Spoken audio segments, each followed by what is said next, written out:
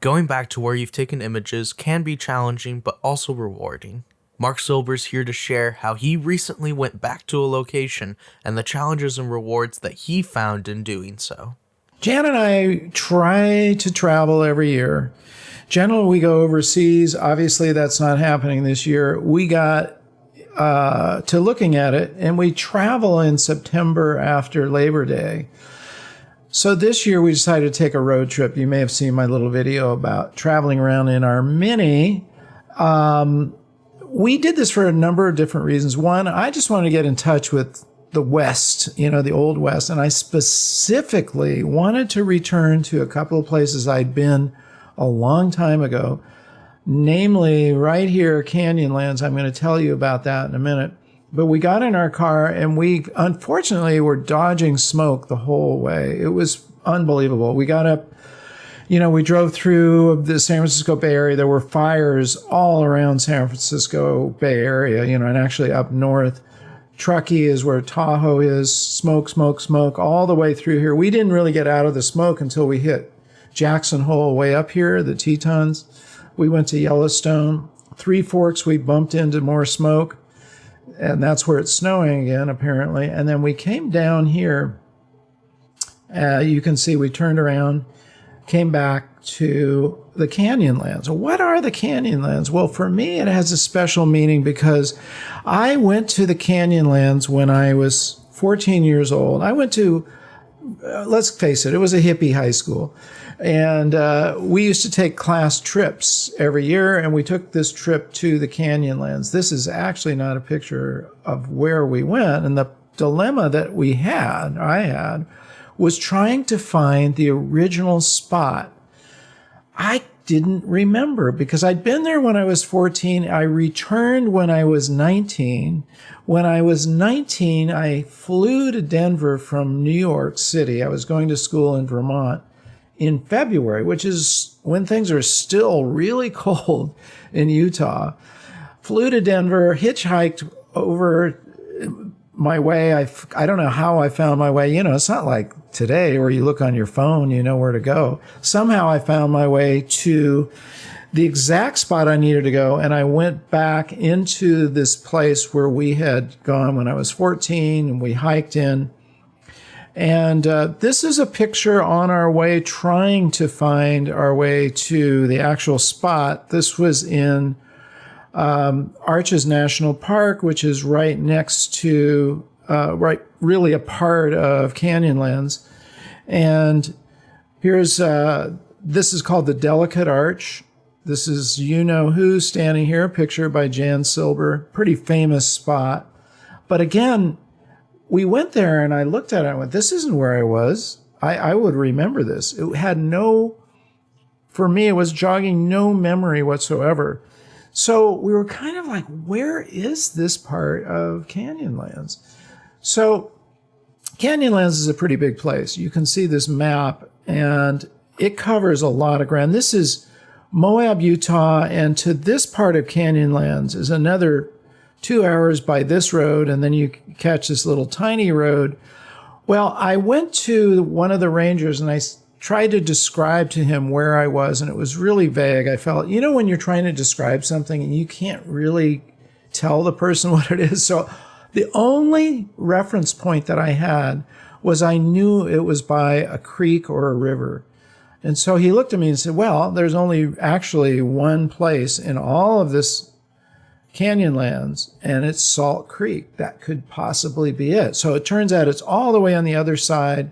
It's called the Needles section of Canyonlands. So we went to that section. Now, that was no small feat. It was a 2-hour drive by the main highway and another hour on this tiny little road. And then from there, I went to the other rangers and I said, how do I get to Salt Creek? Well, the ranger was actually trying to talk us out of going there. She said, it's not the most beautiful part, blah, blah, blah. I didn't care. I'm doing my own archaeological dig back into my own past, trying to reconnect. And so finally she said, well, there's this, here's where Salt Creek is, and follow the signs. So there's one of the signs to Salt Creek. That became the key landmark, Salt Creek. And all of a sudden it started to kind of remind me of it. This is the trailhead. From here, it says hazardous road conditions. Well, we weren't driving anywhere. We were hiking in. It was all very, very sandy, very hot, very dry. I'm dragging Jan through this adventure, hoping that this was indeed the place I was before. And as soon as we got there and started hiking, it came back to me. Now, these are some photographs that I just pulled out the other day that I captured when I was 19 years old, when I went back the second time after hitchhiking there. And I scanned these images. This is, actually, I made this into a book, part of a book. These are, the old wagon wheels. This is the Old West, and they had abandoned their claim shack. And of course, there's part of their wagon. But I did make this into a book. This is actually one page of that book, which I should bring out and scan and probably, start getting it out to people. Some other photos of interest. This one, this is the walls, and there's actually some pictographs, not in this image, but very close by. And again, that was back from my old visit. I don't have photos from the very first visit when I was 14. I guess I just didn't take a camera, which is unusual because I usually did travel everywhere with a camera, but I don't have those negatives. It's always a bummer when you lose your stuff. This was from that shack.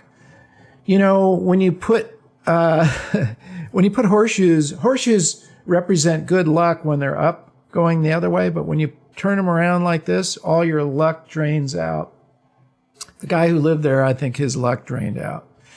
So not much of a shelter. Look at the gaps between those logs, but you can see they were hand-hewn by an axe. You didn't go down to your local Home Depot and buy stuff. They did have some pretty normal modern-day nails there. You can see those. But again, this was my little photo essay from when I was 19 years old, and I really did want to find it. And it turned out this was indeed the same place. This was a modern photograph. I love getting pictures of clouds, and sometimes, to me, the most interesting shots are the ones that have clouds in them. You can see the clouds peeking behind the sun peeking behind the clouds. There's a little sunburst there.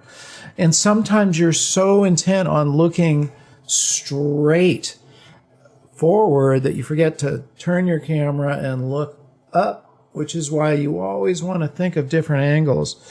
And this was, once we got on the trail, it started to come back. And this is one of the modern photographs. I haven't even got to the point where I just processed a few of them. And this was one that, it's just my take on kind of that environment. You can see back here some of those shapes that I showed you earlier.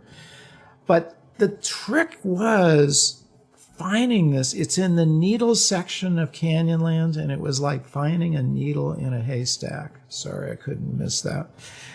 But when I came back, I found a box of stuff. I went through it, started scanning it, and believe it or not, this was my map from that trip when I was 19 years old, probably the exact same trip, the same map when I was 14. I did not set out with this map, but this shows you exactly where we were. There is Salt Creek. This was the final, this was in fact where we were. But I highly recommend to you guys going back to places you've been before, re-photographing them, because you're going to get a different take. But not only that, it's really interesting to reconnect and to see the differences. I mean, when I was 19, I was pretty troubled. I did not have a clear vision of where I wanted to go. I was mid-college. I didn't know why I was even in college. I didn't know where I was going with this education. And I talked my parents into letting me take off half the year. So I did, and I started the half a year with this trip to the Canyonlands, and I came back. And the rest of it is another story for another day. But I wanted to just show you guys that. I'm actually making this into a video. You're getting kind of a sneak peek. It is a cool thing. Go back, rephotograph. Bob Holmes talks about it. Dan Milner, I talk about it. It really does pay off. We hope that you enjoyed that video. If you did, please give it a like and leave a comment. We love to hear from you. If you want to see more videos like this, be sure to subscribe and ring that notification bell so that you can know when all of our future videos come out. And finally, be sure to get out there and capture your own images of life.